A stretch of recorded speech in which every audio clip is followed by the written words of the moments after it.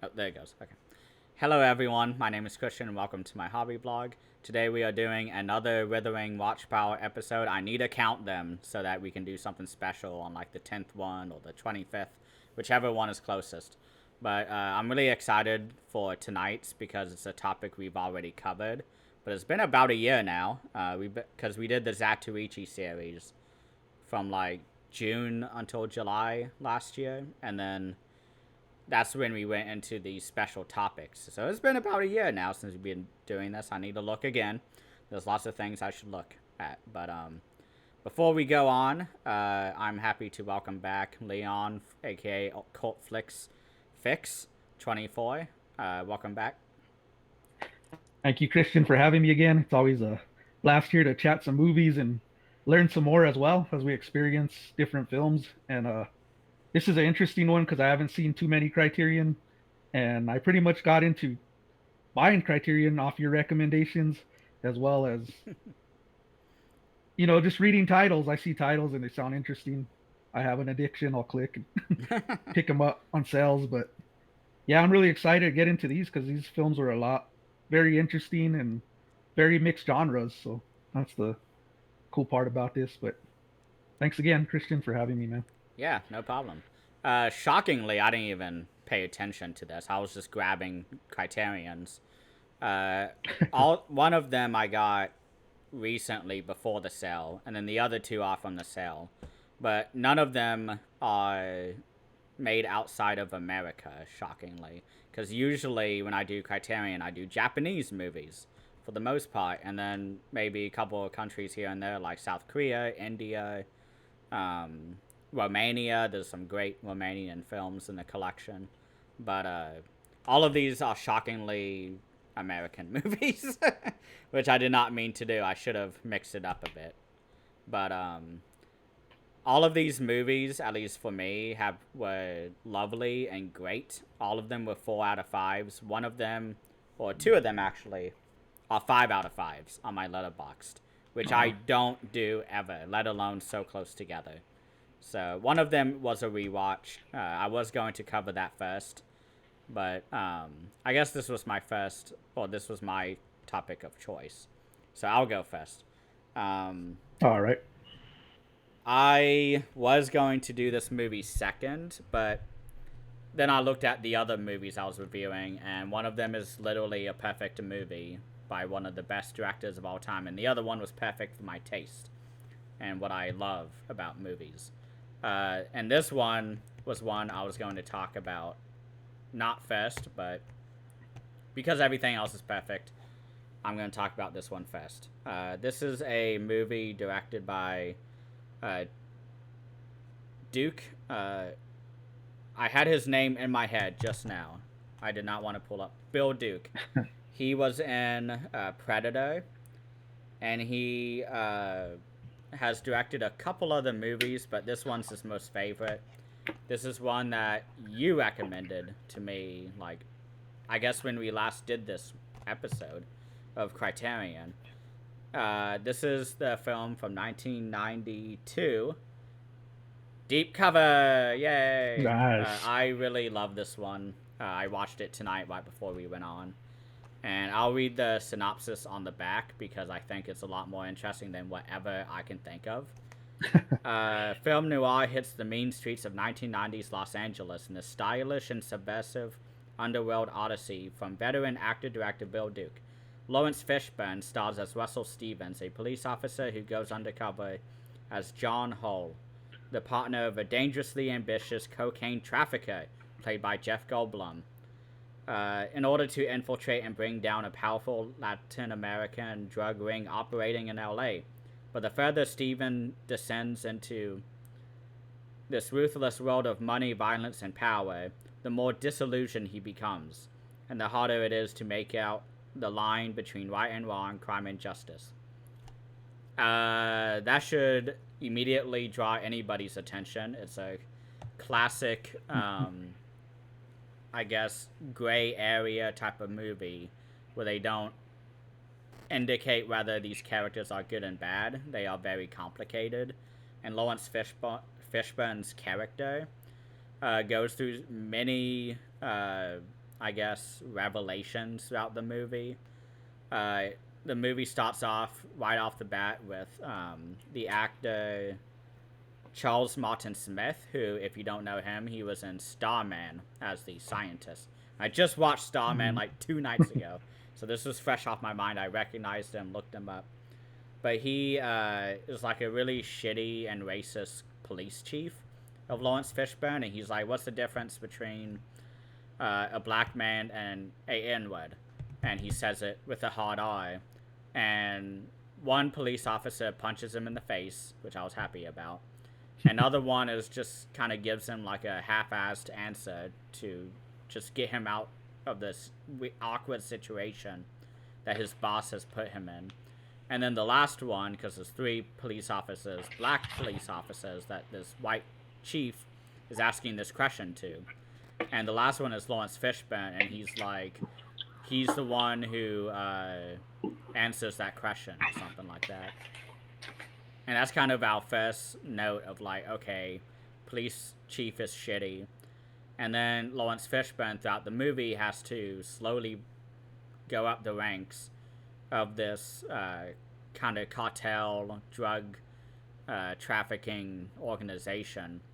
And Jeff Goldblum has a family and acts as a lawyer in his community, but he's also peddling drugs and letting drug dealers get away with the drugs by purposely setting them up with like baby laxatives, I believe, and because it looks very similar to cocaine.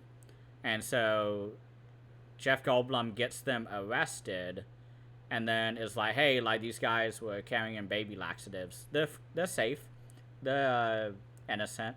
And so they get released and then they sell the cocaine. So it's like they get the money first, and it's like it's a huge scheme that Jeff Goldblum runs, and it's really interesting. And this entire movie is like very grainy in terms of its aesthetic. It's very grimy. It's like Falling Down with Michael Douglas. Looks exactly the same because I guess both films take place in Los Angeles, but it's very like hot and humid. Everyone's sweating.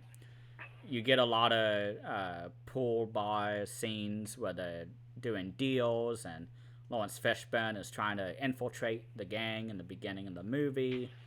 And Bill Duke, I don't even think has a cameo in this because everyone would know who he is the moment he shows up. But this movie was awesome. I really enjoyed it. I wish there was more that I could speak of on behind the scenes, but really all of them but one I did not do any research on because I just didn't really feel like it. I have enough thoughts anyways, but this movie was really fucking good, and I know that it was suffering for a Blu-ray release. So this is why I like Criterion, because they release these movies that don't get enough attention. And this one's like a pretty famous one too. Everyone knows Lawrence Fishburne, everyone knows Jeff Goldblum, and this is in the 90s. This was 92, so I guess this was right after Jurassic Park, which was 91, I believe, or 1990. But I did not realize this, but I'm looking at the thing right now. But apparently there's an entire seminar with from 2018 featuring Duke, Bill Duke, I always forget his name, and Lawrence Fishburne in 2018 talking about the movie. I wish I had watched that. I really wish I had watched that for this. But yeah, Deep Cover is awesome. Everyone should watch this. It is not overhyped. I thought it was going to be when I kept hearing everyone recommending this. And then I watched it and I was like, oh, this is great. I really enjoyed it. I wish the entire movie, though, had this lighting. This would have been awesome. Like a Dario Argento, just vibrant-looking movie.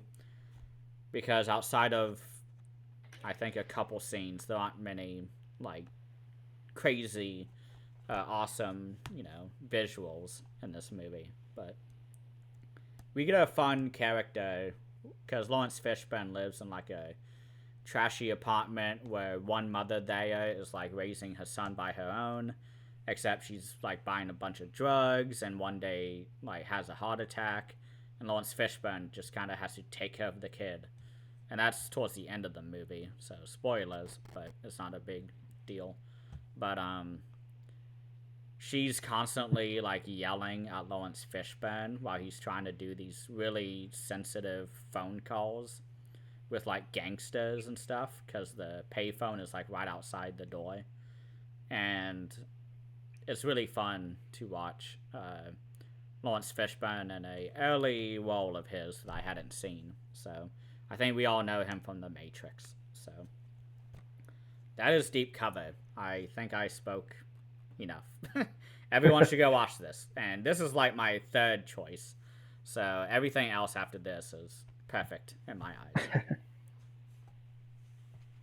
Yeah, I'm glad you enjoyed it. It's a good one of my favorites, and it's the introduction to Snoop Doggy Dogg also on the soundtrack. Oh yeah, they had like the single playing over the credits, because it's Dr. Dre featuring Snoop Dogg back in like the early '90s, and I totally forgot that that was part of a kind of, it says it on the back, featuring Dr. Dre's first single, and it played during the credits, and I let it play. I just kind of listened to it. It was on my phone. And I was like, oh, wow, like, this sounds just like any other, really great Dr. Dre song. So, out the doors, kicking and punching people. So, I don't know. Yeah, I really like this film, the street film, and I like those films how they go undercover and they get they get attached to the streets. They turn into that guy, like that criminals. They're undercover so long, and you see him in this film start to act like them, like the street hustlers, and he starts to change. He's noticing, and even the cops around him are like starting to notice the criminal in him, and Jeff Goldblum and Fishburne they start to become close. You can see they're like they bond a relationship through this film, and at the end you could see the hurtness between them, the betrayal, stuff like that, which I really enjoy. Kind of like Donnie Brasco, if you've seen that one with Johnny Depp and Al Pacino, where he goes in the mob undercover and he starts to get attached to it, and he starts to act like a gangster himself, not even realizing it. And it's just crazy. It's great filming, great acting, and stuff put together. I compare those two for some reason. Yeah, I also got to give a big shout out, because I wrote this down because I saw him and I was like, oh my god, it's the funeral parlor guy from Tales from the Hood. His name is Clarence Williams III. He's in this as a cop. And the scene between Lawrence Fishburne and Jeff Goldblum that you mentioned also has him in this scene where they're kind of being like, how dare you betray me? But they're like being very kind of cordial with each other. And Jeff Goldblum just blows away. I can't remember what his character's name was in Tales from the Hood, but you know him. He's on the front cover. Yeah. And like everyone knows who he is if you say in the shit. His famous line, "You're in the shit." Yeah. He tells him. But yeah, he was great in this. I guess this was just after Tales from the Hood. Because if I remember right from the Horror Noir documentary, they made that movie after the Rodney King riots or court decision. And because he was like, oh, there's no justice in this world, so I'm going to do these different stories that I guess the black community has really kind of wrestled with that won't escape them, that's totally out of their control, like racist cops and the history of slavery that is like so important to a community in terms of when it first became like a major town. Because I'm thinking about that scene where it's like, can't we all just get to or play nice or something, the governor says. And then they have the scene in his home where it's like all these slave iconography in there with paintings of slaves suffering and all this stuff. And he was like, the director was just so pissed off after the Rodney King decision and was like, you know what, like there's no justice in this world, I'm gonna make it myself. So that's why you get such a violent deaths throughout that movie, and you can just feel the anger. And this movie definitely had that same anger throughout, especially with the cops. I mean, at the end of the movie, we get a court scene, which ties everything up really well into a nice bun. It's a great ending. I really love it. But during that scene, Lawrence Fishburne just unloads and just implicates everybody in the police department. And it is awesome. I think the director, Bill Duke, had some, I guess, feelings regarding these racist cops. So, and even today, I mean, nothing has changed. So. No. True. So that's really all I have to say about this one. I'm looking at my notes just to make sure, and yep. It was fun to see the scientist guy from Starman. I had just watched Starman like 2 nights ago, and he's in this movie too. And I'm like, oh, so I didn't even expect to see him. I gotta watch Starman again. I haven't seen it in a long time. In a while, it's been a while. It's really good. I need to redo my John Carpenter ranking and put that a bit higher because I really enjoyed it this watch. Because nobody thinks of it as a Carpenter movie, and I also did it as a double feature with The Thing.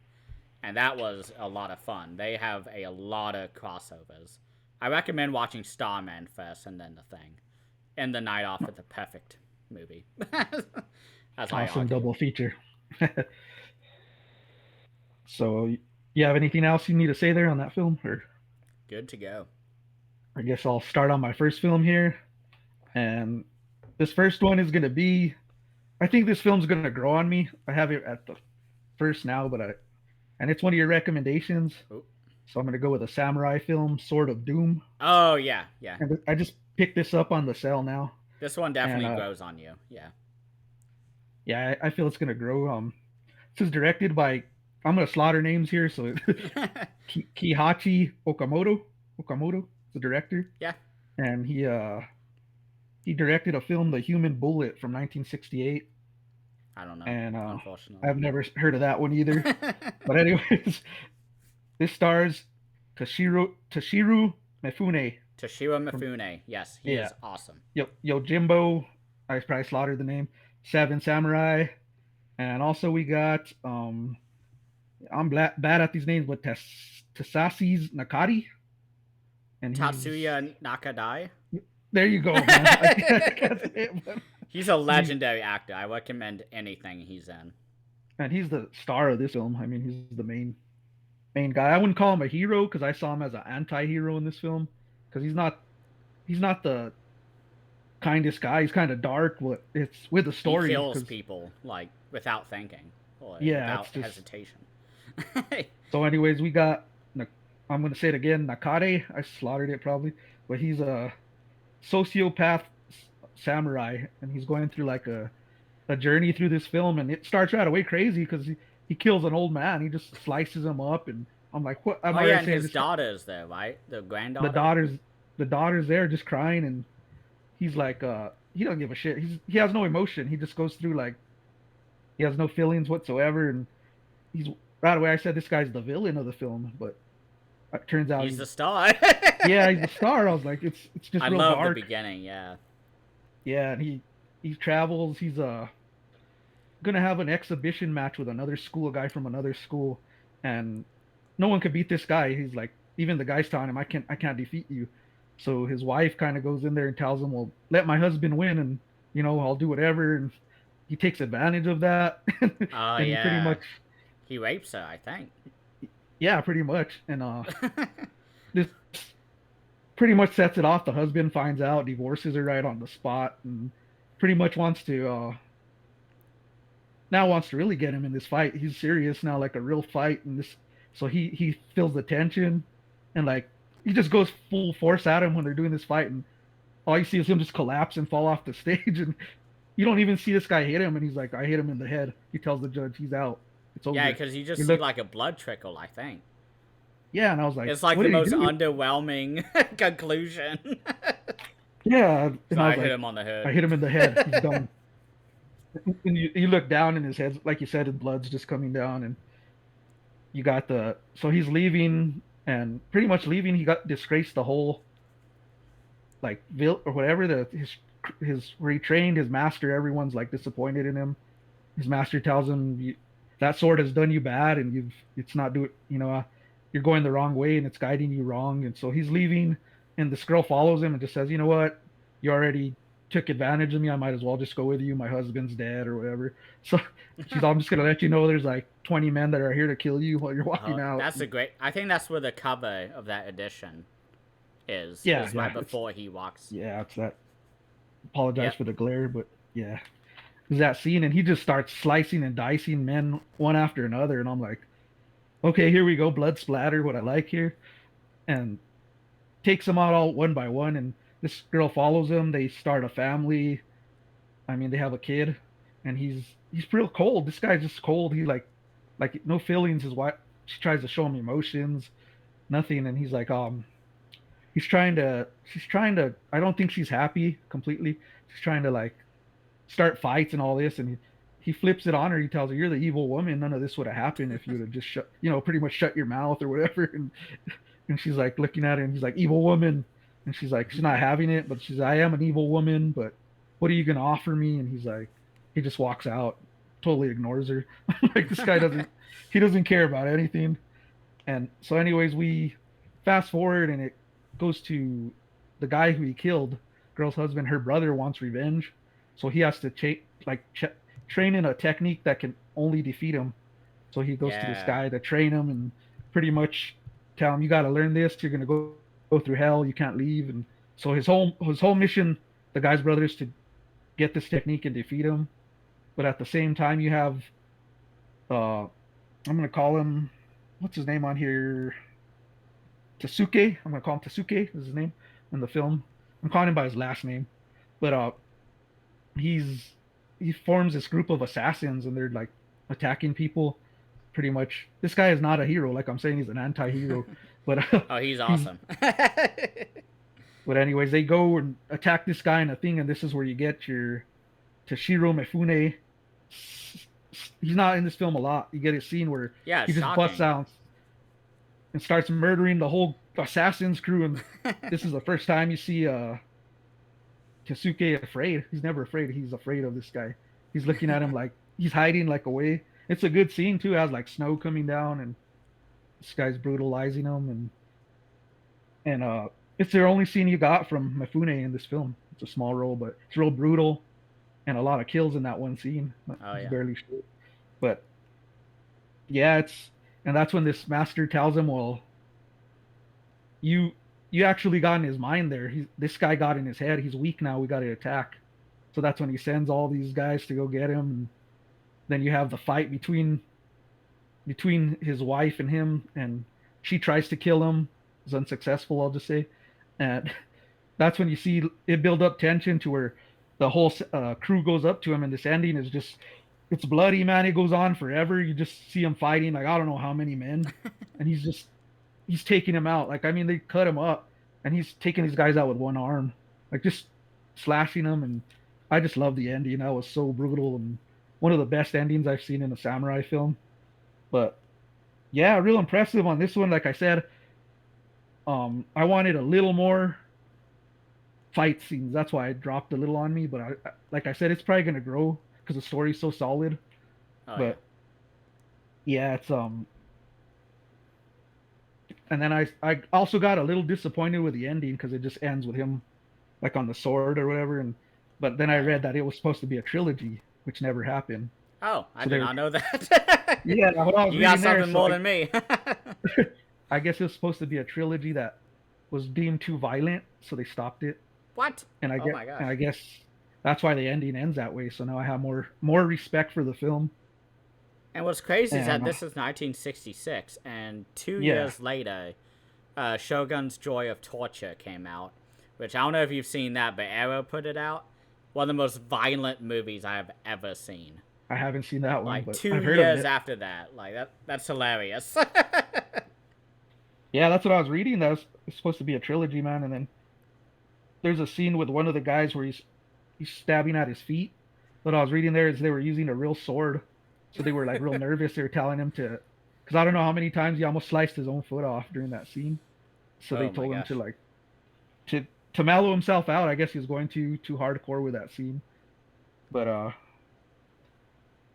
yeah, this movie, like I said, I feel it's gonna grow on me.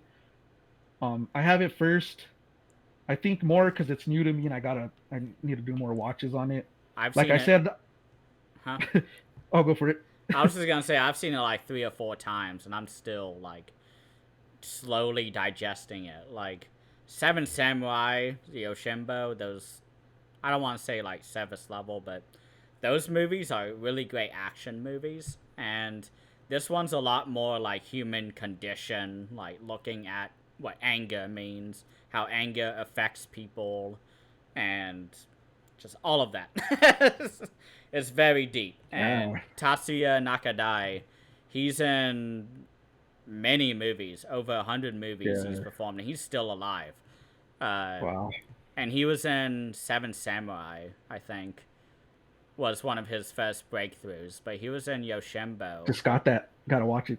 Oh, yeah, Seven Samurai is the best film of all time. It's not even a question. It's like it's really fucking good. You gotta make a whole day of it. Order pizza, have beer, everything. Like it's an Nice. event. It's not a movie. But Tatsuya Nakadai was like 18, I think, or 19 when he was in Yoshimbo. And that movie like is perfect. And his role is so good in that. He was one of the theater trained actors.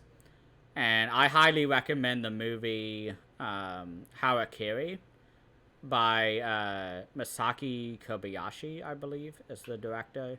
And that same director also did the 9.5 hour film, The Human Condition, which has Tatsuya Nakadai as the main lead. Yeah. And 9.5 hours. Wow. yeah, it's split up into 3 parts, so it's like a little more digestible. It's not like 9.5. It's like 3 hours, 3.5, 4 hours. So it's a lot easier. I watched it in 3 nights, and that movie just blew me away. Tatsuya Nakadai is fucking awesome. He's very nuanced and subtle in this movie. There's a lot of him looking around menacingly at people, but he's great. I highly recommend Harakiri for like the next movie. I guess if you're watching like Sword of Doom, then you gotta watch Harakiri. Then you gotta watch, it's one of those movies where it's like, it's like a staircase. You slowly get through like a specific sequence of movies. So I love Tatsuya Nakadai. So if I ramble, good actor. That's why. Great actor. Yeah. I'm gonna leave it at. I have it at a 4 out of 5, but I think it's gonna grow more since I'm still barely watching it. So it's like that's still a good thing, but I have it first because I'm still kind of like, how can I say it? Digesting. Getting to feel it. Yeah, digesting it. Like, getting the feel of it. It's and hard. Stuff like that. Yeah. Yeah. I love that intro scene because first I think he meets with the granddaughter and is like, "Hey, are you with anybody?" And she says, "Oh, my grandfather, is at the top of this mountain here. I'm gathering firewood, so we can, have breakfast or whatever." He's like, "Okay, I'll see you later." And then she goes and kills the grandfather and leaves his body. Like, he doesn't even hide it. He just kills him, walks away. And then the granddaughter finds him. It's like, "Oh my God, who could have done this?" And that's he's even praying while he kills him. He's praying. Yeah, and that's like slices him. That's the most like dishonorable thing, and that's another part why I love that ending of that fight where he just hits him on the head, because that is so dishonorable. And like duels, like they were dueling, and you're supposed to do like a killing move, and what you're supposed to do is slice them, either through the stomach or down the kind of front of them, and he just concusses him to the point that he dies from brain damage. Like, nobody does that, and so it really like hammers home how awful and mean this guy is. Like, I love everything. Like, I need to rewatch this. I'm like, yeah, and then he's awesome. like, I felt this tension. That's why I did it. He's like, I felt this tension. He tells him like that. So I was like, Yeah, okay. he could tell that they were going to trick him somehow, and he just circumvents it so well. Hmm. And so they're like, okay, we're gonna have, I think, 10 guys hiding in the woods. Oh no, the duelist's wife just warned us, or warned him, that we're waiting for him. Yeah, I love this movie. Like, if It's this good. is It's your a good third film. one, like, I can't wait to see what else you chose. Yeah, these well, my first and second are neck to neck, so I guess it was hard to put them in order. But yeah, that this one is just dark. It was one of the darkest films I've seen. Like Lone Wolf and Cub's pretty dark too, but this one just I think this one's even darker. Just his motives. There's like really no motive. He's just like get in my way and you're dead. I'm killing you. I don't care who you are, woman or man. And I'm like, you're right away drawn to the character. You're like, this guy ain't a good guy. He's not. He's not a guy that I was expecting him to be like this hero and the guy that comes to save the day. No, this guy's he's got some screws missing. You could see when he's going into madness towards the end of the film. He's just laughing with his eyes open. Like you're just like, oh, this guy's nuts. Yeah. And it's so funny, too, because you brought up Lone Wolf and Cub, and that is also very dark, but what's nice about Lone Wolf and Cub is that there's moments of, like, outrageousness and hilarity throughout where, he presses a button on the baby cot, and, like, a Gatling gun comes up that shoots, like, dots at people. Like, it's really ridiculous at times.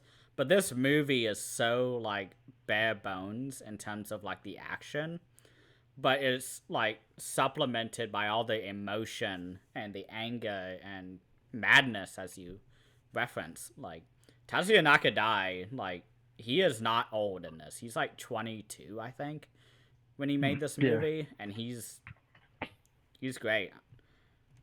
I'm gonna get his exact Yeah. age. So he was 30 something, 34. Okay, so a lot older than I thought, but I mean, 34, like, that's not young, or it's not old, at least to me, so, as a youngin'. And like in this film, it's crazy too because his own master wants him killed. That's how you know he's not a good guy. Like his own master wants him killed. Like let's Yeah, kill this guy. He's he's no good. He tells him pretty much he's no good. yeah, because it's that one scene that I'm always, like, that's when my eyes start to glaze over, when, like, my early watches of this, because I'm, digesting this movie, but there's that scene of him, of the teacher on the bed. He's like holding up a scroll, and it's like, you gotta take down Tatsuya Nakadai. And that's when they try to find like the one move that will kill him. And I can't remember the ending, but I don't think they figure it out. Like, he No, I don't think lives, so. I think. Walks It into never the shows him sunset. die. So Yeah. So again, this is another great example of a Western influencing Japanese samurai film, and vice versa, because the 1960s, 50s Western movies with cowboys and everything were deeply influenced by the Japanese samurai films of that time, and then they got influenced by it. So it was like this back and forth. Like, if you watch Fistful of Dollars and Yoshinbo back to back, it's a shot-for-shot remake of Yoshinbo, oh wow. but with Clint Eastwood. And Clint Eastwood has talked about how much he loved Yoshinbo. And when he got the script, he was like, sign me up right now. I want to do it. So I want to be Toshiro Mifune, which Toshiro Mifune plays the Clint Eastwood character in Yoshinbo. So I can talk all day about Interesting. this. And you can't see similarities even in like sunsets and all that when they're Oh, yeah. moving down there. There's a lot. You could definitely see the westerns. I can't remember if I Get talked inspired about by it. that. I don't know if I talked about that during my Yoshinbo, because I remember our first episode of Satuichi, not Yoshinbo, where I talked about kind of where Japanese cinema was when Satuichi was made, because of the whole transition from movie theaters to television. Zatoichi is like bam right in the middle. But like I don't know if I talked about how Western films were into that. I think you Were in explained that. some of it, but I don't know if you It's been dug deep literally into over it. a year, I don't know. so Yeah, it's I been a need to while. look. But anything else about this? This is a great That's all. movie. I love That's this all I movie. got. I gave it a 4 out of 5. So Man, we're both starting interesting really film. high. Yeah, it's gonna be high. I'm just gonna put it at that. I didn't have a bad film in this stack here. 2 of my movies are perfect. And I don't call many movies that. So, Same here. okay. Are we ready for Go ahead. number 2? Ready to go, man. Okay, this is a movie that I've seen before, so I have a little more to talk about with this. But this is a Stanley Kubrick film, one that I really, really love. I think it's one of my favorites by him. And this is from 1957, so this is one of his early films. Mm. I think it was made just after The Killing, which is a heist film that he had done. But this is starring Kirk Douglas in probably one of his best roles, in my opinion. And it takes place in World War One, which I'll read the synopsis soon. But this is the perfect movie, Paths of Glory. One of my favorite movies by Stanley Kubrick. And Stanley Kubrick has a great, great filmography. Doctor Strangelove, Full Metal Jacket, The Shining, 2001: A Space Odyssey, which is my personal favorite, and then it's Paths of Glory. Clockwork Orange. Clockwork Yeah. Orange, I love that Yeah. one. He did Barry Lyndon, which is one of the most beautiful of his movies. So he's done a lot. He's done a lot of great Yeah. movies.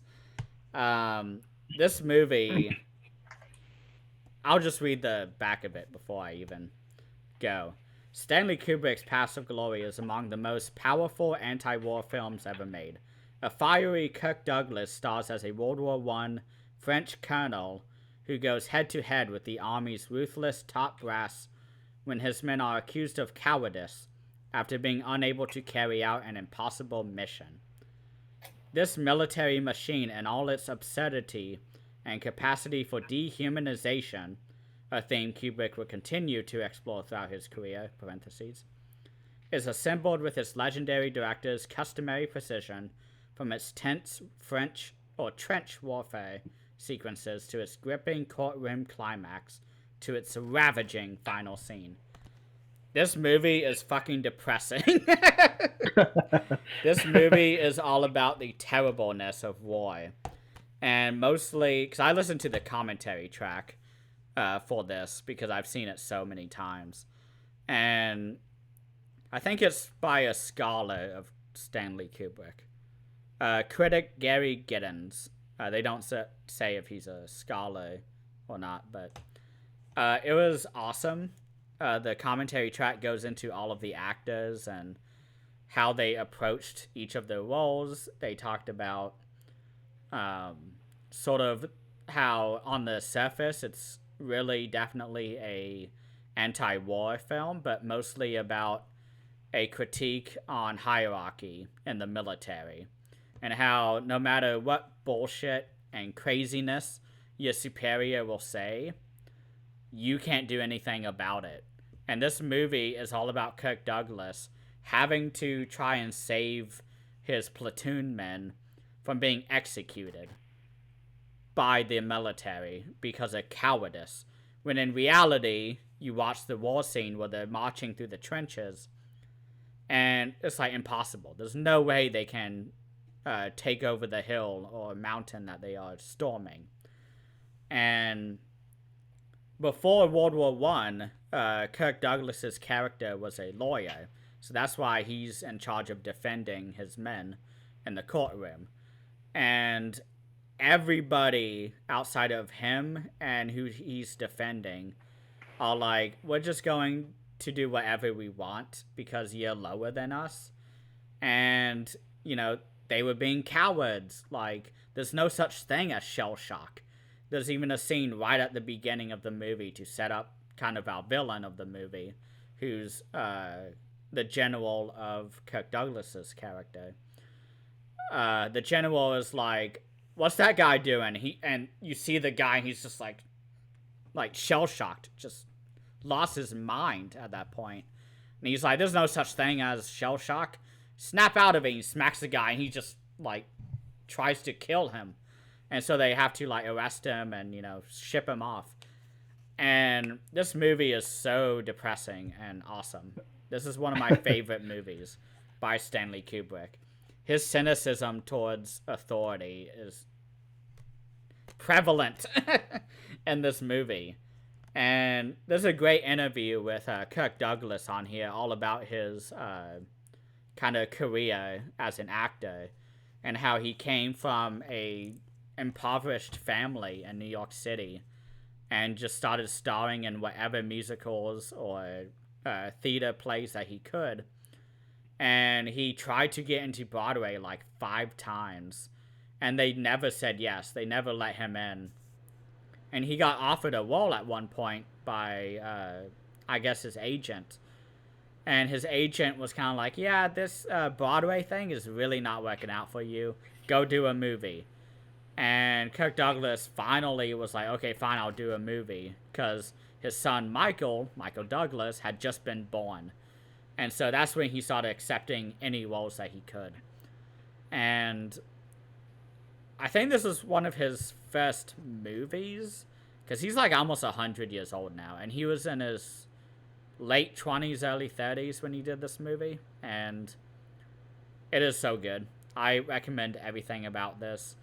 The commentary track went into kind of the final scenes of the movie, which I won't spoil, but it's pretty obvious what happens at the end with how cynic this movie is towards authority.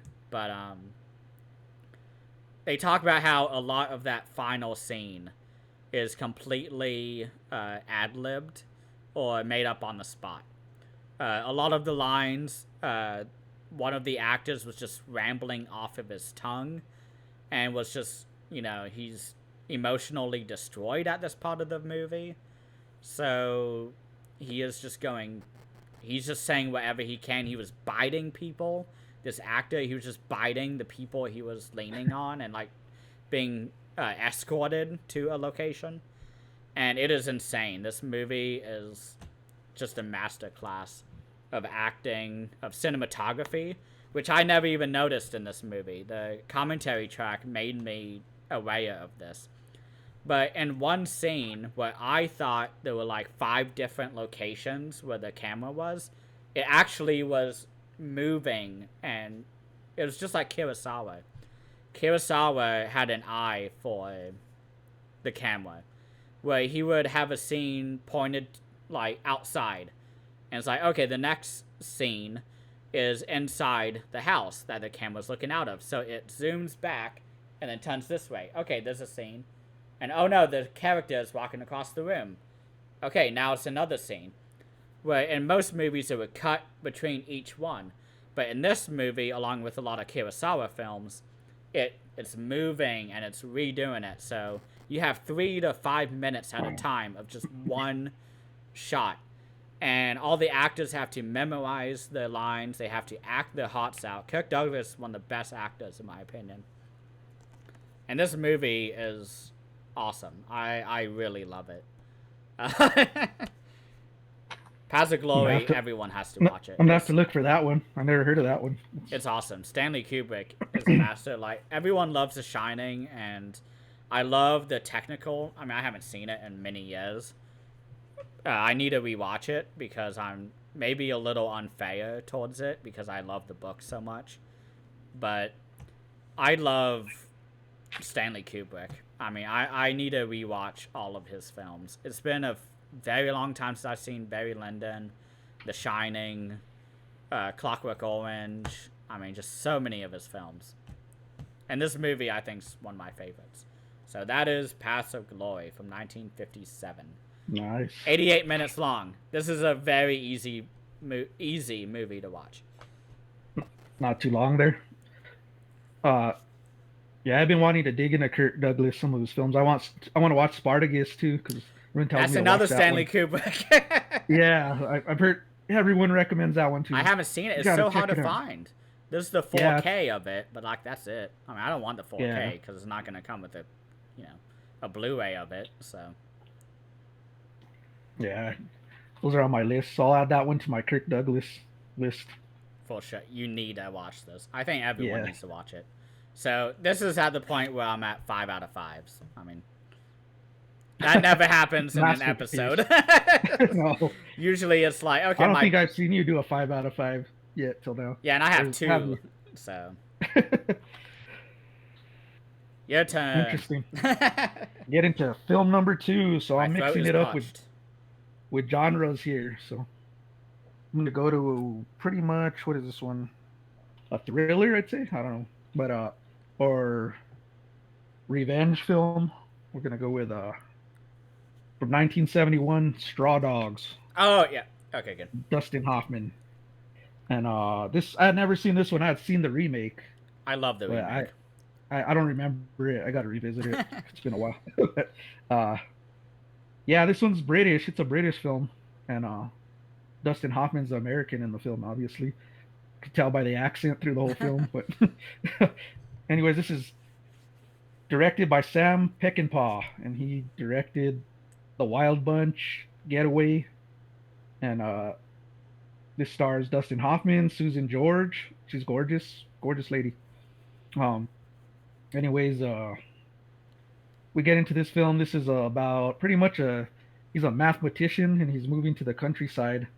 He's trying to get away from violence in America. So him and his wife moved to Britain in a village and there's history there. There's a man there that was an old flame of his wife, and Oh yeah. he's there trying to kind of like bother her, ask for another chance. She's like, I'm married, but he doesn't take the hint. He's still trying to fancy her or whatever, and Some people can't take a no.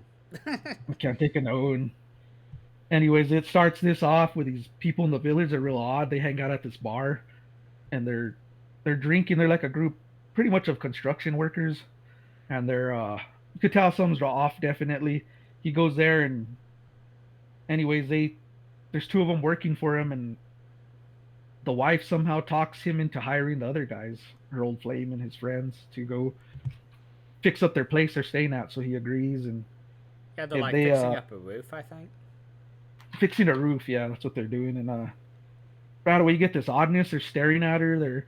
But what bugs me about this is she's kind of like teasing him.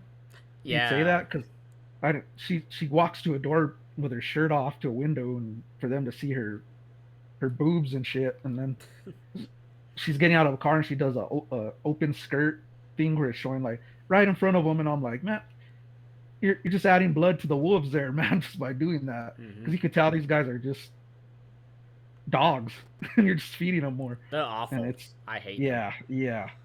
But anyways, they got a real odd relationship. Him and Hoffman and her, they're good at times, real in love, and then there's times where they're just at each other's throat, which happens in relationships. It's reality, but um,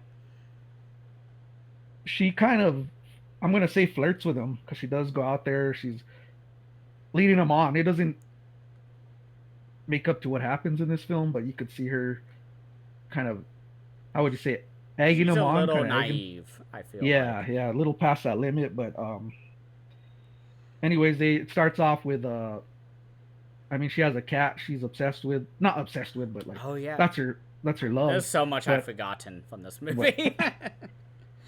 the husband's kind of treating the cat bad. He doesn't care. You could tell for animals or whatever, like she does. But I mean, it starts like this is where you start to see these guys are dangerous because there's some tragic that happens to the cat, and this starts to set off like, these guys were inside my bedroom in my house, and it starts to freak him out. But for some reason, he's not believing it, and he's at fault too, the husband, because he doesn't pay attention to her.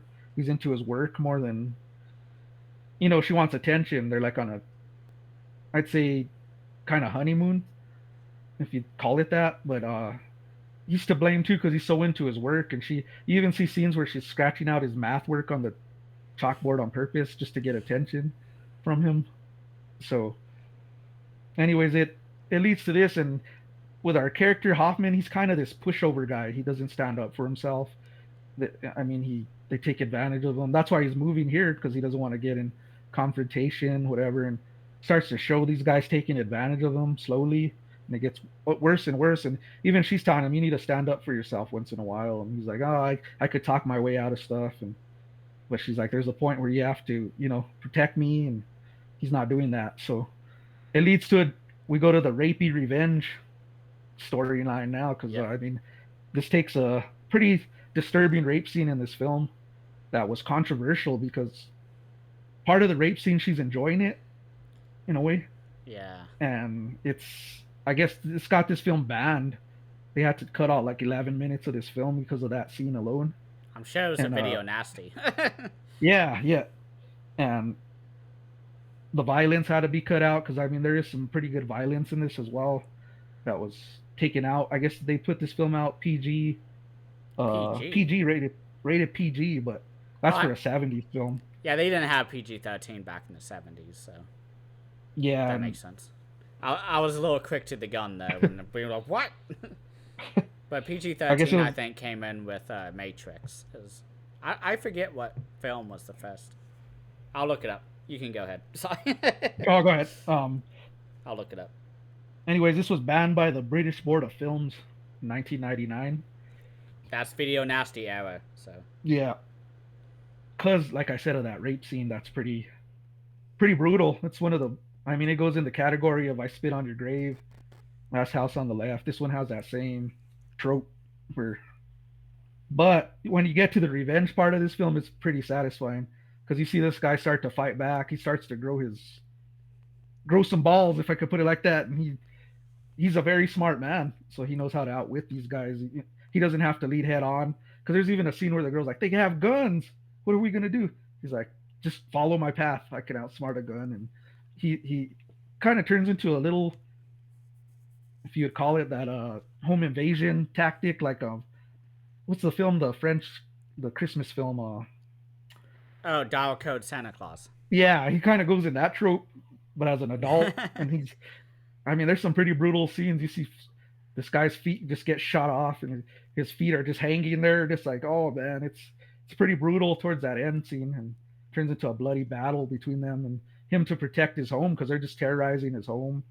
And then you have like a man that's mentally challenged. He's a great actor in this film, Oh yeah. Yeah. and he does some very tragic as well, where they're hunting him down Oh yeah, with I one of their remember daughters. now. One of their daughters, He kills him. he kills her pretty much. Yeah. Spoiler alert. But Yeah. but yeah, this film was entertaining to the end, and I love these. I don't. It's disturbing with these rape scenes, but when you get that revenge thing, it's so satisfying. That's what keeps me in the film is when they get their payback. And yeah, I was really impressed with this one. I'm gonna give it a 4 out of 5 straw dogs. And it didn't disappoint, even though I couldn't understand some of the British slang they said through this film. I had to The put it up. accents are very heavy in this. Yeah, I was like, huh, what does that mean? You know what I mean? Huh? What'd But you just say? Just gotta put the yeah, subtitles on. yeah, but yeah, really impressive film and something I mean, we go to those. Like I said, I Spit on Your Grave, Last House on the Left, Miss 45. Thriller.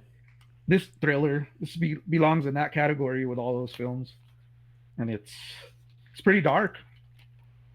I mean, she's that whole wife is traumatized from the situation. You could tell, but then she's like, I need to give in because these guys are so nasty. Like There's no they'll stop escape. at nothing. Yeah, there's no escape pretty much. But yeah, overall, satisfying rapey revenge film here. And Yeah. Yeah, what's funny is that I saw the remake first. I never saw the original till like a me year too. later or something. And I actually prefer the remake, I think. I think the first one's a lot better made, but I don't know. I think because with the remake, it's not British people. It's like rural, like Carolinians, I think, which I'm from North Carolina. But like I remember I was like, oh my god, this people in this movie look like people I knew like in high school. And like it's so weird like how close some of these people act. And I think I like the original a lot more in terms of the thriller aspects, because there's that scene that the cover is based on where his glasses are shattered, and that moment is kind of the moment that he finally, after like over an hour and a half of him being constantly poked at and annoyed and bullied, just everything is done to him, and he just won't stand up for himself. And there's that moment where they like punch him in the face. I think they hit him with like the butt of the shotgun, something, and his glasses shatter, and you just see the glass like fall away, and it's just the lens, and his eyes are just like, okay, it's time now to finally protect my home and my wife. Yeah. And maybe it's because I don't view Dustin Hoffman as an intimidating guy. I mean, he's like 5'3" or something in real life. He's like really short. He's always the smart guy. And that's really the only downside to the movie, I think. But that's not even a downside. That's the purpose.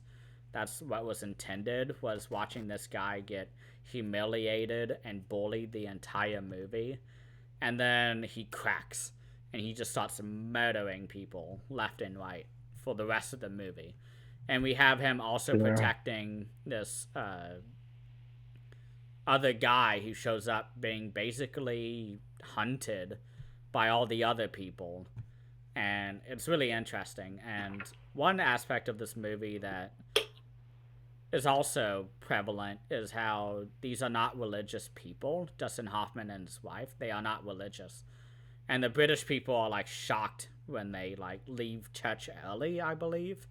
Or maybe I'm confusing it with the remake. But I remember they left church like early, and everyone was looking right at them like, how dare you like leave early? Like, we're not done with the service. And that's another thing that the locals hate about them. And they are taking their time on that roof. That was always kind of the funny thing. They do like one plank, and then the next day they undo that plank, and then the next day they put it back. Like, it's so bad. Doesn't move at all. And they don't do anything about it. Dustin Hoffman refuses to confront them about it, because his wife is like, here, give them beer. Maybe they will listen to you. And they just drink like an entire 6-pack, because there's 6 of them, I think. And they drink it, and it's like, okay, now you don't have beer, and we're still not going to do what you want. It's like a losing battle the entire movie. It's really great. I haven't watched it in a while. But it goes to that scene where she's like, going to open the door for them when they're invading the house. She's like, I'm just going to give them what they want. And he's all, no, you're not. And he slaps her, dude, across the face. Yeah. And I'm like, uh-oh, okay, he's turning into that guy. Yeah. She's like, his glasses shattered by like that point. Holding her face, but she's like impressed by it. She's like, okay, this is what I wanted. He's finally taking control. Follow my. Yeah, he finally goes to that level where he has to protect him and his wife and their house. Because I like the fog when they're attacking. They come out of the fog. Yeah, they're like nameless ghouls. Basically. Yeah, then they run back in, and you're like, where the hell did they go? You know what I mean? It's terrifying, actually. Yeah. And one thing I did want to throw out, because I talked about what was the first PG-13. I looked it up, and it's Red Dawn is the first PG-13 movie. Okay. Because they didn't want to rate it rated R, but they couldn't call it PG.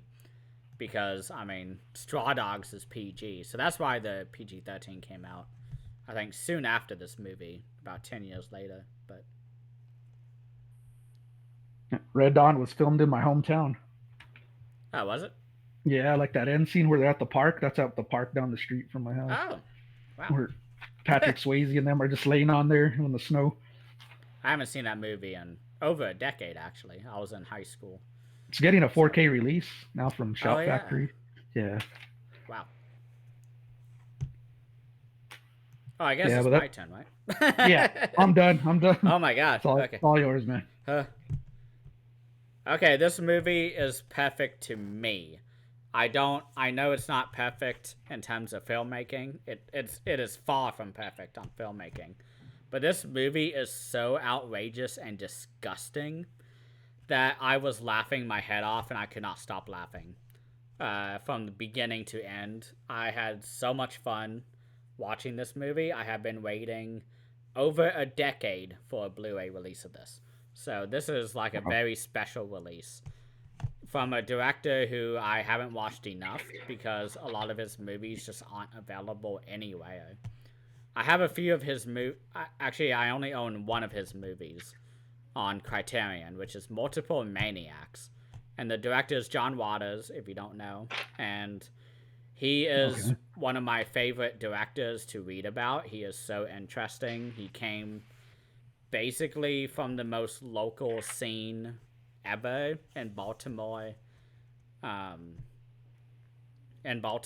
And this movie was him going, I'm gonna become a famous guy, and I'm gonna be famous by shocking everybody to death. And this movie is the 50th anniversary of this movie. It's been 50 years since it's come out, 1972, and I was disgusted in multiple scenes of this. And I'll describe them very shortly, so you are disgusted with me. But I saw it on the TV. So this is the awesome movie, Pink Flamingos by John Watas.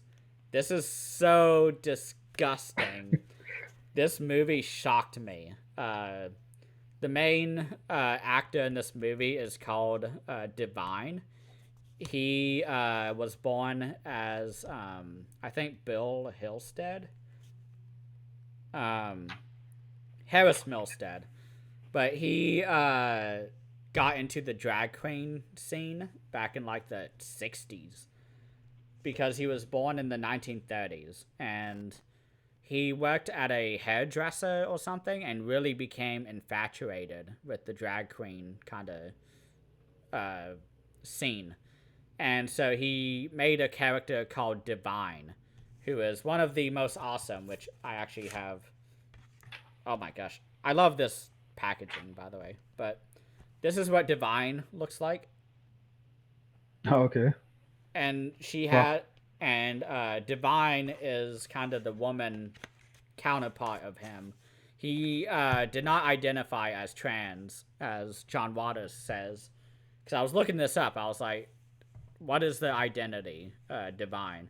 And he is gay, but he was never identified as a woman. But he just really enjoyed the kind of drag queen scene. And he befriended Watas in like the late 60s. They say 1966. But he was called the most beautiful woman in the world, almost, by John Watas, because John Watas was already kind of heavily embroiled in the gay scene of Baltimore back in the 60s and the 70s. And by the time that they made Multiple Maniacs and Mondo Trasho went first. That was 1969, I think. Maybe 1970. And Multiple Maniacs, which is like a prologue, I guess, for Pink Flamingos in terms of what they do in that movie. Multiple Maniacs is kind of the big first John Watas movie. During the Midnight Run kind of movement, I guess, is the best kind of way to describe it. But the midnight movie genre is basically everything that played after midnight, I believe, at movie theaters. The midnight movie. So it happened at midnight. And this was always movies that couldn't or weren't allowed to be shown during the day because of public decency. It was kind of the main motivation. And these were movies like Night of the Living Dead, Wacky Horror Picture Show, El Topo, which, what's his name? One of the Beatles. He saw El Topo and funded the Holy Mountain, basically. Oh wow. And Pink Flamingos was another big midnight movie. And they made so much money off of multiple maniacs that they basically just went all out in Pink Flamingos. This is like if you were watching a Jackass movie, but in a mobile home community with people who were addicted to meth and crack and all of that, because they do all of that in this movie. And they do the most bizarre shit ever. I don't even think I need to read the synopsis. There isn't really a story in this movie. It's more about who is the filthiest person living. And Divine is called the Queen of Filth in this movie. And there is a husband and wife in this movie who are kind of the assholes, because in a lot of John Waters movies, the main conflict is assholes versus the good guys. And Divine is part of the good crew. And the bad guys, or the assholes, as they say in the movie, is a husband and wife who want to be called the, like, most filthiest people ever. And so they try to top Divine, but Divine does all sorts of weird shit. And I don't want to talk too much about specifics, but there are two scenes in particular that are so disgusting that I knew about before going in. And I think this is what everybody wants to see when they hear about these events, because it is so outrageous and it's still shocking to this day.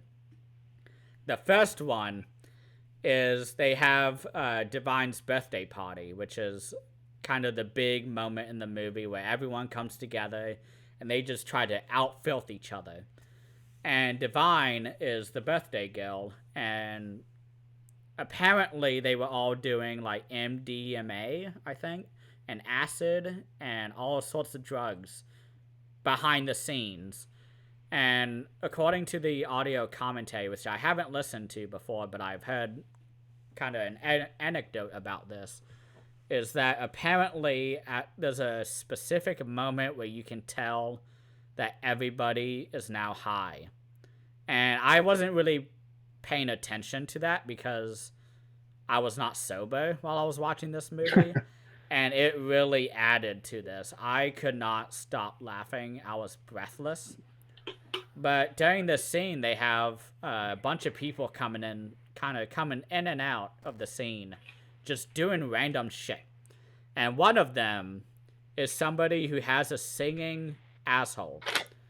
And so what they do is that they, like, lift the feet behind their heads and lean back just enough to where they have the asshole, like, right there in view. And it is prolapsing and stretching while it is singing Surfing Bird by whatever that band is. So it's like, ma ma ma ma ma ma ma ma. And I've been singing it all day because I just can't get it out of my head. And his asshole is like oh shit, singing the song.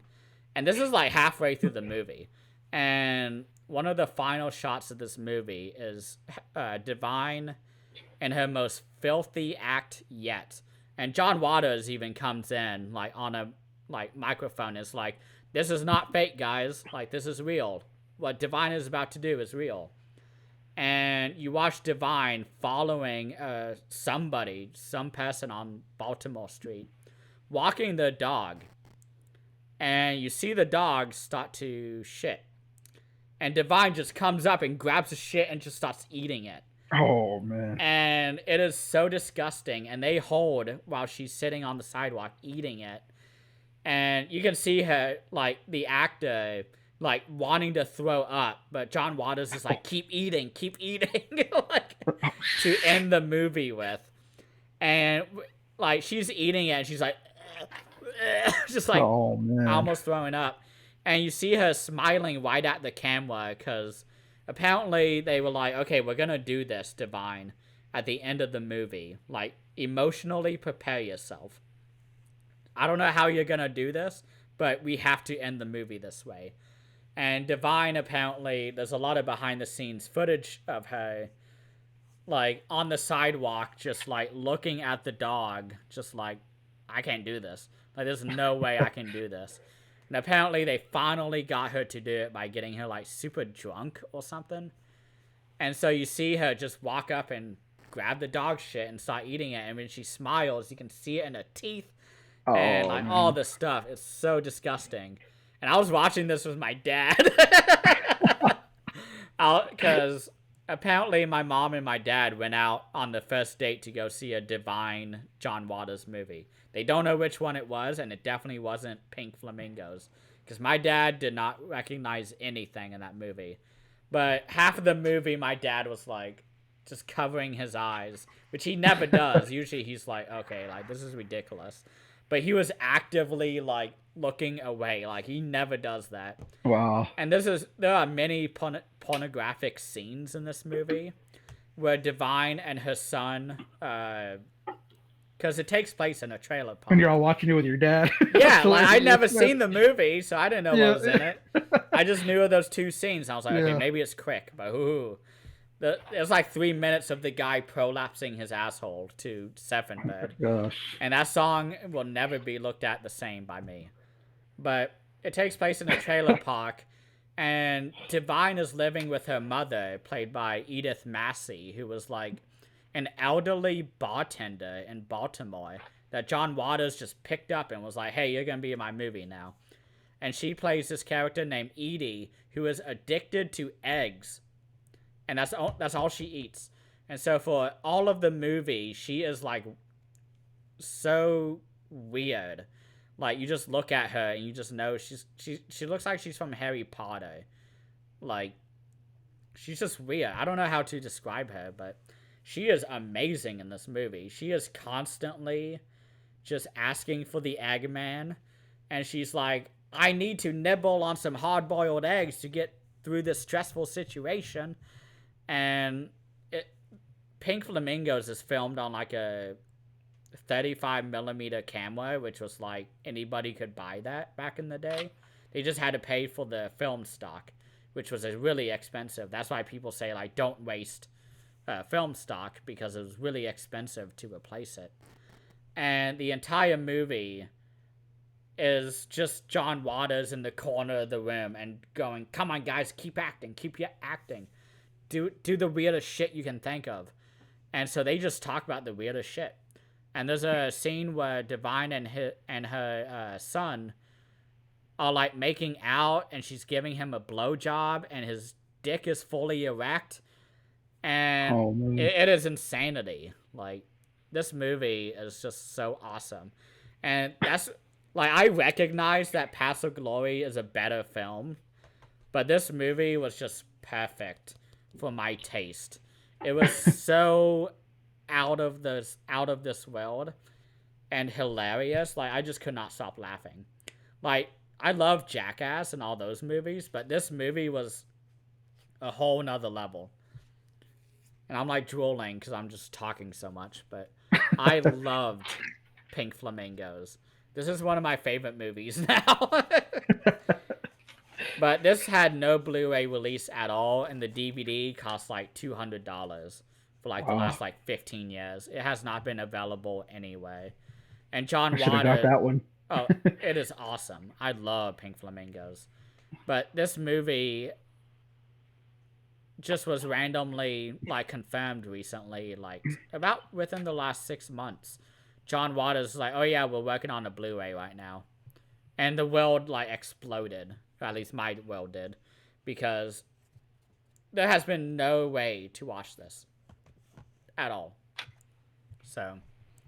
I've heard not of it. Not even on streaming. Now you explaining it is like, wow. Oh, and that's, like, the tip of the iceberg. It is awesome. I need to experience that.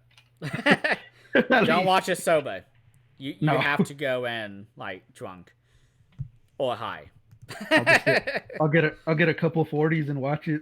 I'm drinking some 40s. Don't let any, like, because I was watching the Red Letter Media episode all about it, because they've had an episode since, like, 2015 about this movie. And they talk about how Criterion had actually released this movie on Laserdisc, which was, like, before VHSs. And that was really the only physical release until, like, a DVD double pack that sold out instantly, but this is kind of the biggest movie by John Waters. I mean, everybody knows him because of this. I mean, he's in like the Alvin and the Chipmunks movies, and like all these different weird movies. And without Pink Flamingos, he wouldn't be on those. Like, this movie made him world famous. David Lynch, like, he has talked about how this is one of his favorite movies. Like, David Lynch and it has to be David Lynch. It's got to be David Lynch. Yeah, I mean, David Lynch and John Waters are like best friends, and I think because Pink Flamingos played at the same time as Eraserhead, if I remember right, from the Midnight Movie run, because that was like 1971 to 1973, I think, maybe 74. I think Eraserhead was like the double bill, basically, where they would play Eraserhead first and then Pink Flamingos, like after midnight. And I would kill to see both of those films in theaters at the same time at a double feature. Like, I could not even imagine seeing Pink Flamingos with a room full of people I don't know on the big screen. That would blow my mind. Like, I saw X in theaters, and that was like the most like what the fuck movie that I've seen in theaters. But like Pink Flamingos is way, way beyond that. Does that slipcover a bag?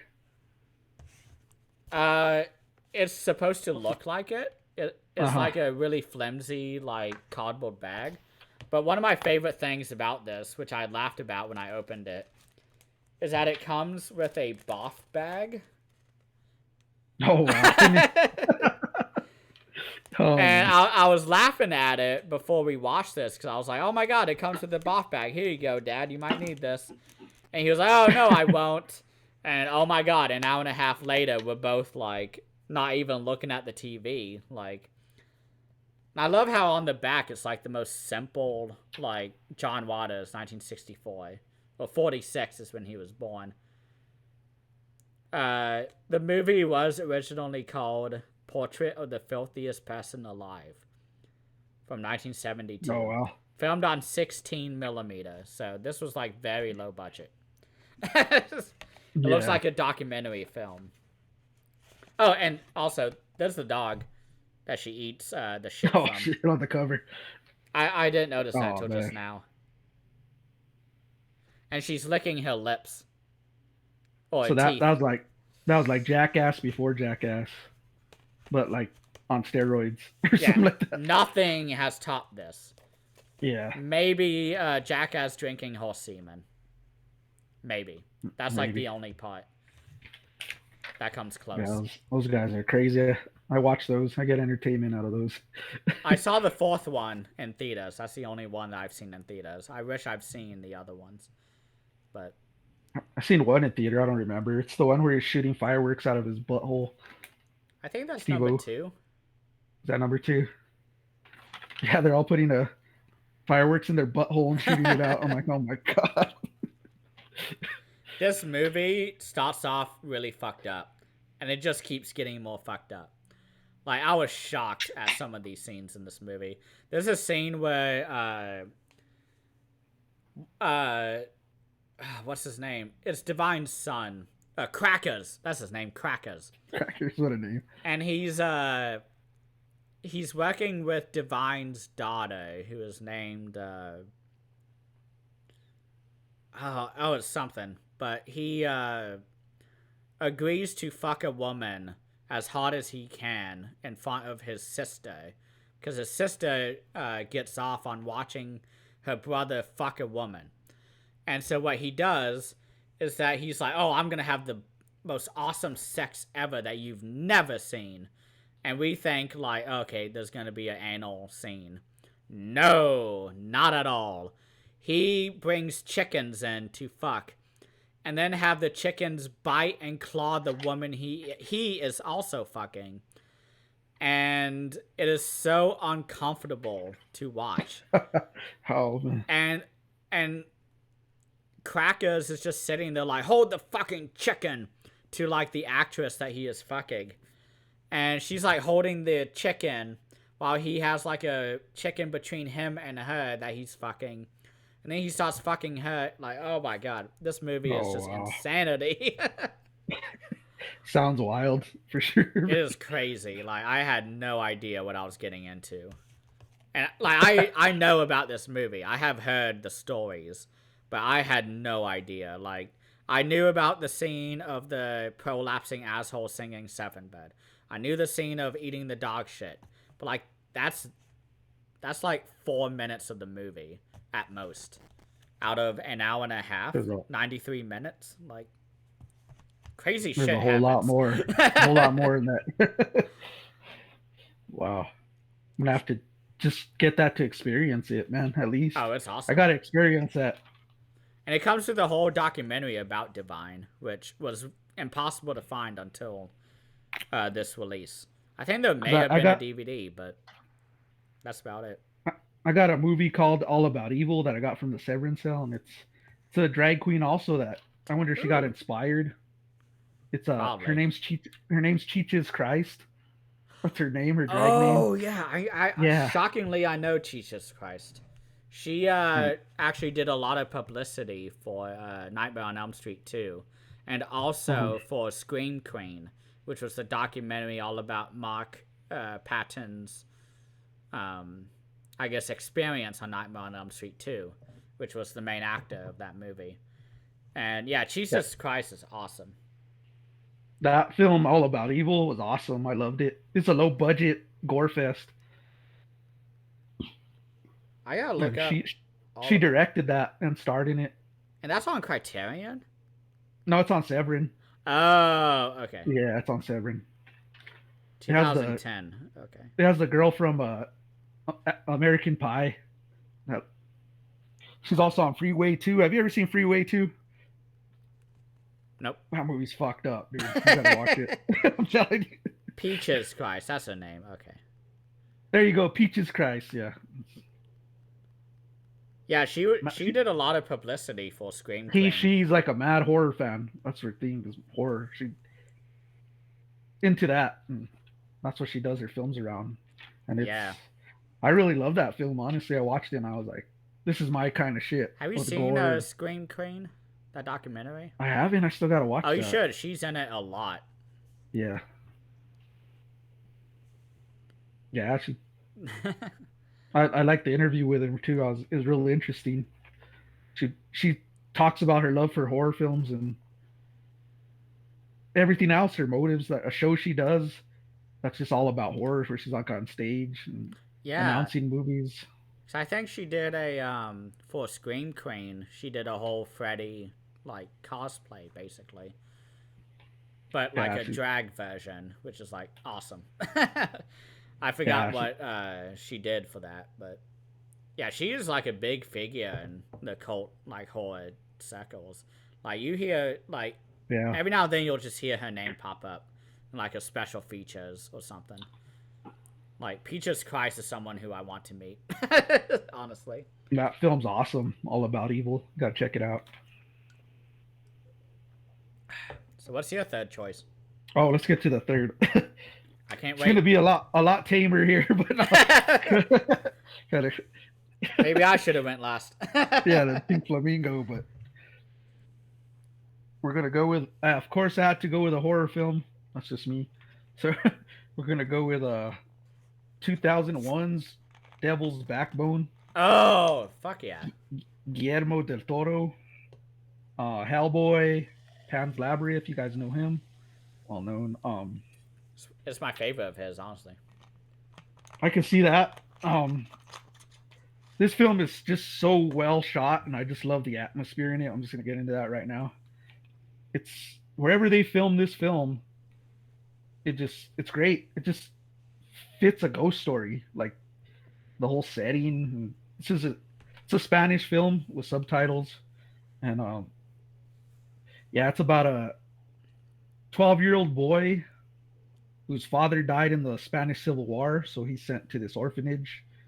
And there's like a little backstory where an actual little boy died here. There's a tragic event, and he's put there thinking his dad, in his mind, they're not going to tell him your dad's dead or whatever. And his tutor brings him there, and he's like, I'm leaving with my tutor, and it's real sad because the Yeah. tutor just leaves him there, and he's like falling, trying to carry his luggage, and it's cool because like all he collects stuff like off the streets. He has a luggage with stuff that we were kids that's what we would do. We just put He stuff has all a together. comic And book too, I think, comic that book, everyone wants. yeah, everyone wants.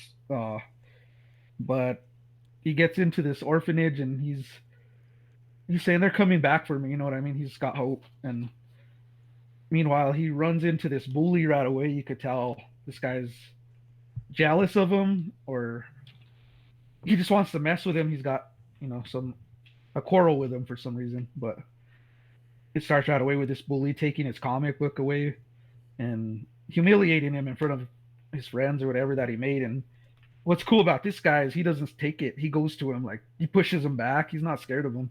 That's what I like. He fights back, but they go back and forth. They're getting each other in trouble. There's dares where they go out through the night, and I mean they dare him, and it's pretty much a setup. But before that, he starts to see this ghost around of a little boy, and I mean this ghost looks freaking creepy, dude. I looked at it, I was like, man, that's some scary shit. It's I'm on just the looking cover, at him. I think. It's creepy Yeah, looking. yeah, he's on the, and there's like this blood floating from his head, from where his demise And it happened, goes pretty much. up. It's awesome. It goes floating up. But yeah, yeah, just right away it draws me in, and I'm like, you root for this kid because he's very independent. You understand his situation, and he fights back, like I said, and it's crazy because this bully and him are at odds, but they end up becoming friends. They end up Yeah. bonding together, and it's real interesting. And you got this older guy that he's in there. He's an orphan as well, but he's already an Oh, adult. he's the doctor, right? Um, he's the older man taking care of him, but this guy's the orphan. He's the bully. Like he's the one that's a scumbag in this film. Okay. Yeah. He's having an affair with the doctor's wife, That's right. and, Yep. and he's I remember now. has another girl too, a love interest as well, and he's just treating her at first like they have a plan to escape and have a family life, but the whole time he's putting stuff in her head just to keep her at bay, pretty much, and not catch Gaslighting what her. he's doing behind her back. But at first I said, oh, okay, he's not bad, but he's not good. But then he just starts to get worse and worse throughout the film. I mean, he gets the main character, the 12-year-old boy, and slices him in the face with a knife just because he's disobeyed a rule. And I'm like, oh no, there's something wrong with this guy. So right away, I'm like, he just throughout the film worse and worse. Like I said, he's having an affair with a doctor's wife, and he's telling her she's missing a leg and all, and he's telling her like he pretty much tells her you need me. That's the only time you're gonna get a hard cock. And he looks like at Oh. the old man, and I'm like, you feel bad because the old man, you could tell he loves her very much, and he's the doctor, and he's real good to the kids. He was the the good character out of this film. Um, but yeah, it dives deep into a story. It has your ghost story, horror elements, but then it has a thrilling aspect to it, like where you have this guy that's the actual human's the evil guy in this film, and he just gets worse. He starts to do worse and worse, and you realize what his intentions are, what he's after, which draws him pretty much to madness and getting kicked out of this orphanage. But then he comes back with a revenge plan. He wants to get everyone, and he does some awful stuff that leads to their tragedy. And then you got a bomb that just landed in their area, and it's ticking. Oh So you're yeah. like terrified, like, is this bomb gonna explode, or what the what the fuck, man? And the kids go and listen to it, like it's still ticking. And you're like, that's just horrifying to have a bomb get dropped from that civil war or whatever's going on, and And they're in the middle of nowhere too. Like it's there's in the middle nothing of around. it's a whole day walk to get to the town where they have to go, and it's. But man, this film just kept me entertained the whole film. It's just, and you see the fight and these kids coming back, and this is what I love in a ghost story is when you have a good solid story explaining what happened, and when you actually find out what happened, you're like, whoa, okay.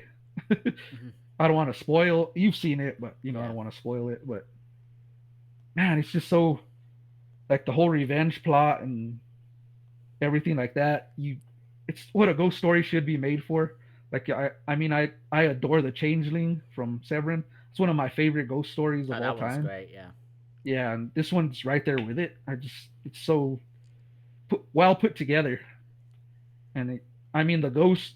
A lot of films stay to that ghost story. This one does it. It has the ghost story, but then it goes to another, like another story that's going on, which is more evil, is actual human beings. Yeah. How cruel their greed and you know deception can be, stuff like that.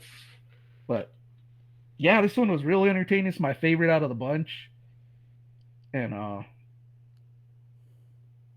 it's pretty much.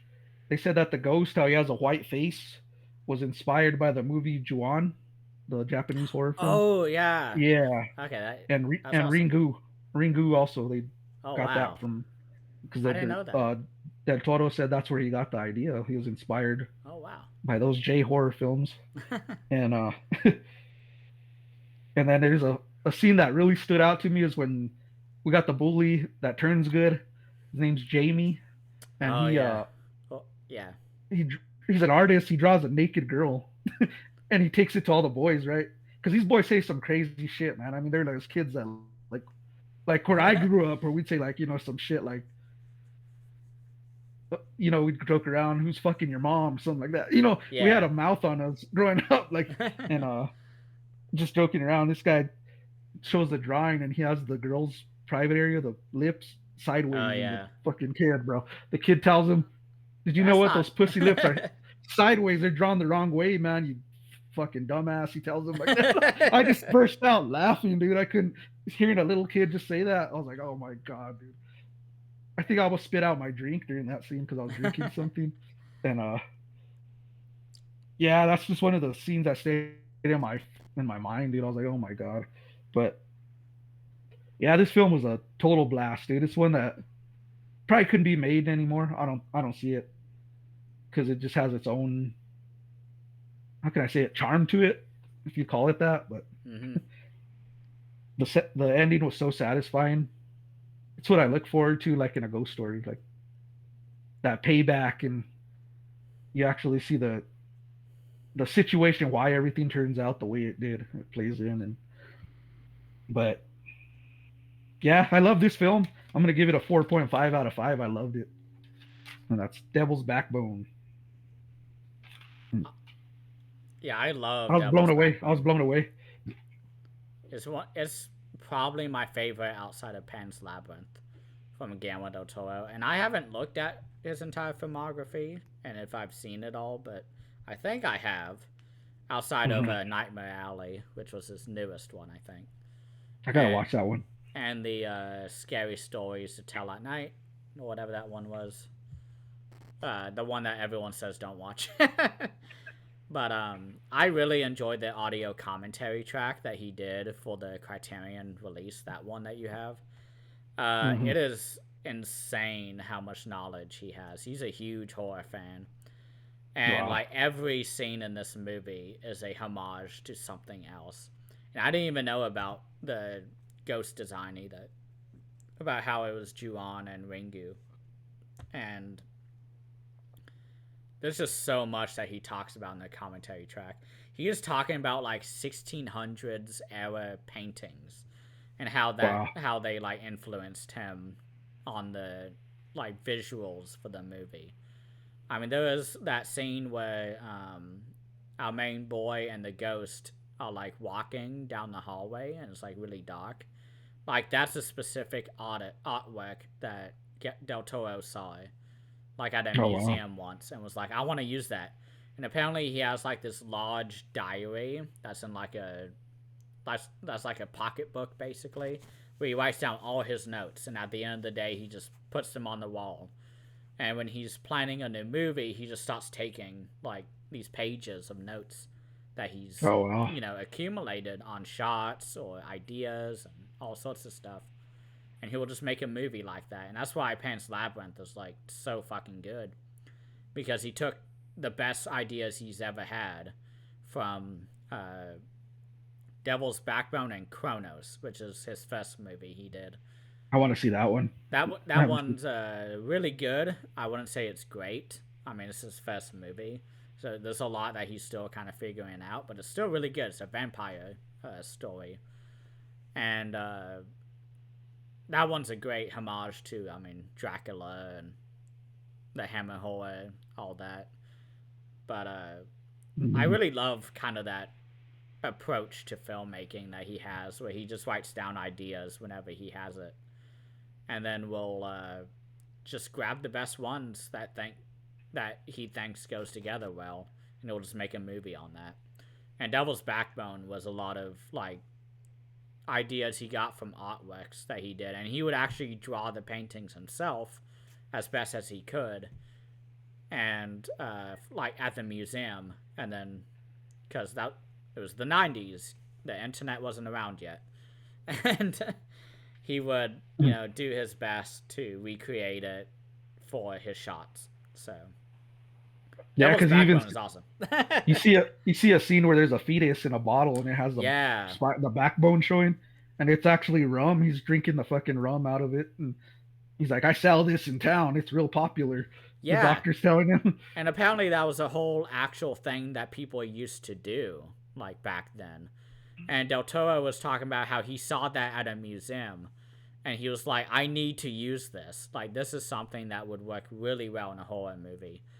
And that's when he thought about kind of the ghost story and setting it with the Spanish Civil War.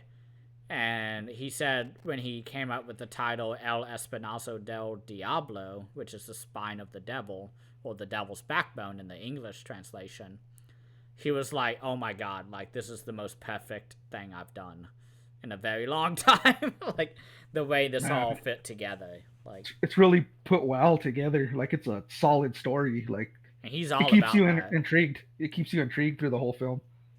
And you're like, what's going to happen next? Because it goes to total fucking tragedy towards the end. Everything's going wrong, and you're like, what's next? What can happen next? And something does happen.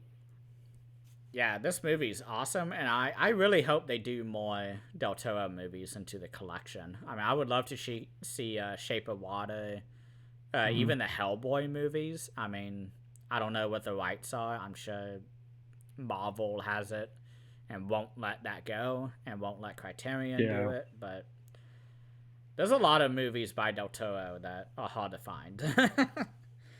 Yeah, I've only seen a handful. I haven't even seen Pan's Labyrinth. I need to see that. That's like his most famous. It's not the 80s one, right? Is there two of them? The one I'm thinking is late 2000s. So. Because I've seen the 80s one with David Bowie. Oh, that's Labyrinth. The David. Yeah. Labyrinth. Are those similar? Jennifer Connelly, okay, I'm getting mixed up. They're totally different. Yeah. Oh, okay. So I'm getting those two mixed up. Pan's Labyrinth is a big homage to Brothers Grimm, like fairy tales. And you have a goat man who is kind of like the protector of the forest in a Spanish Civil War. I think it's the same one, because that one and Devil's Backbone was packaged along with Kronos, because all three of them have to do with like a Spanish war.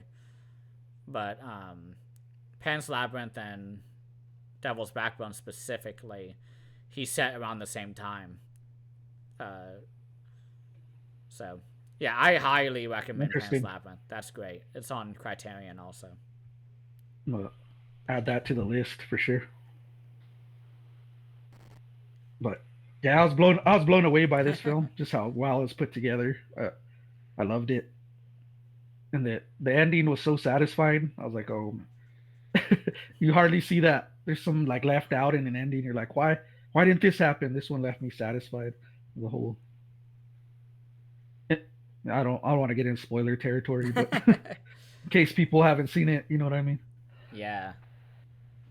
I don't know where my notebook is, but anything else? That's all I got.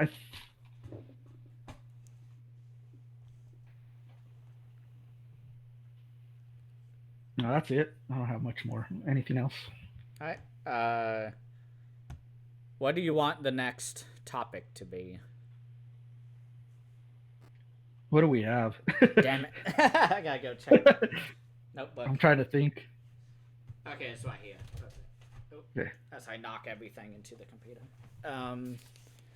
So we have female-led action, shitty remakes, home invasion, robots, box set, hammer horror, full moon pictures, martial arts, erotic thrillers, and then the redos that we've already done are Arrow, Giallo, creature feature westerns, monster mash, dystopian / post-apocalyptic, revenge flicks, 70s Japanese, 80s action, sci-fi, and vinegar syndrome.